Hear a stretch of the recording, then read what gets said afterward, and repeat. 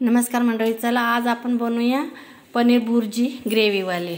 चला आता कढई ठेवले, तेल टाकले, मस्त गरम झाले, 2 मिरच्या टाकल्यात कापून आणि आता कांदा टाकायचा। कांदा भरपूर घ्यायचा आहे, कांदा आणि टमाटा छान आता याला परतून घ्यायचा आहे कांद्याला लालसर होईपर्यंत। मीठ टाकायचं, मीठ टाकल्यावर लवकर हे होतं आणि गोडपणा पण नाही होत। चला आता कांदा परतून झालेला आहे। आता हिरवं वाटण टाकूया, अद्रक मिरची लसूणचं, ते पण छान परतून घ्यायचं आहे।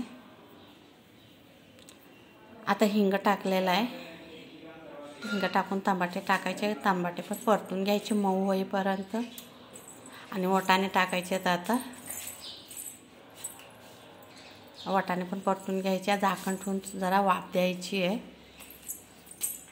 2 मिनिटासाठी वाफ दिली, आता काढून घेतलंय झाकण, पुन्हा परतून घ्यायचं आहे आणि आता टाकायचा आहे मसाला। काश्मीरी पावडर टाकली आहे, हळद टाकली आहे, थोडासा गरम मसाला टाकला आहे, धनिया पावडर आणि हा आहे गोडा मसाला।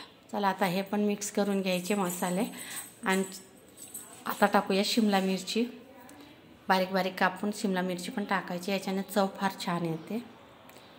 आणि आता पनीर घेतलेलं आहे, हे 200 ग्रामचं पाकिट आहे। आता अर्ध जे आहे ते बारीक चुरून घ्यायचं आहे आणि थोडासा पाव हिस्सा बाजूला ठेवायचा, त्याला बारीक बारीक कापून आणि तो टाकायचा आहे। चला थोडासा आता मसाला खाली लागायला लागला म्हणून थोडं पाणी टाकायचं आहे आणि झाकण ठेवून छान शिजून द्यायचं आहे। चला आता झालं, आता एकदा मिक्स करून घेऊया आणि जे चुरलेलं पनीर आहे ते टाकून आपल्याला परतून घ्यायचं आहे आणि आता ते कापलेले बारीक बारीक ते पण टाकून द्यायचं आहे, छान मिक्स करून घ्यायचं आहे।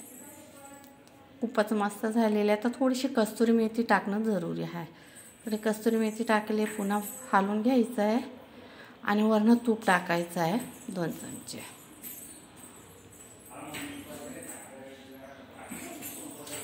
चला झाले, आता थोडं झाकण ठेवून देऊया, झाली भाजी तयार आहे पनीर भुर्जी ग्रेव्हीवाली। व्हिडिओ आवडल्यास लाईक शेअर सबस्क्राईब जरूर करा, कमेंटमध्ये सांगा तुम्हाला रेसिपी आवडली का। चला तर मग आता बाय बाय, पुन्हा भेटूया दुसऱ्या व्हिडिओमध्ये।